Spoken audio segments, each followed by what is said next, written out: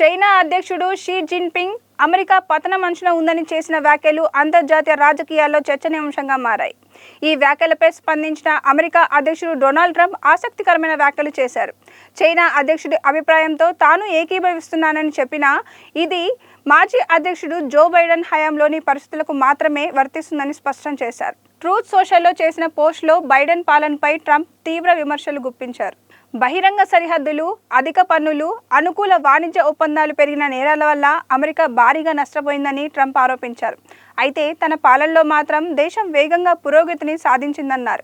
Stock మార్కెట్లు record స్థాయికి చేరడం, భారీ పెట్టుబడులు రావడం, విదేశాంగ విధానంలో కీలక విజయాలు సాధించడం వంటి అంశాలను ఆయన ప్రస్తావించారు. తక్కువ సమయంలోనే తన ప్రభుత్వం ఎన్నో అద్భుత విజయాలను సాధించిందని ట్రంప్ పేర్కొన్నారు. అమెరికా 2 ఏళ్ల క్రితం నిజంగానే క్షీణత దిశగా వెళ్తుందని, కానీ ఇప్పుడు ప్రపంచంలోనే అత్యంత వేగంగా అభివృద్ధి చెందుతున్న దేశంగా మారిందని ట్రంప్ వ్యాఖ్యానించారు. ఇదే సమయంలో చైనాతో అమెరికా సంబంధాలు మరింత బలపడతాయని ఆశాభావం వ్యక్తం చేశారు. ట్రంప్ వ్యాఖ్యలు అమెరికా చైనా సంబంధాలు అంతర్జాతీయ రాజకీయ పరిణామాలపై మరోసారి చర్చకు దారితీశాయి.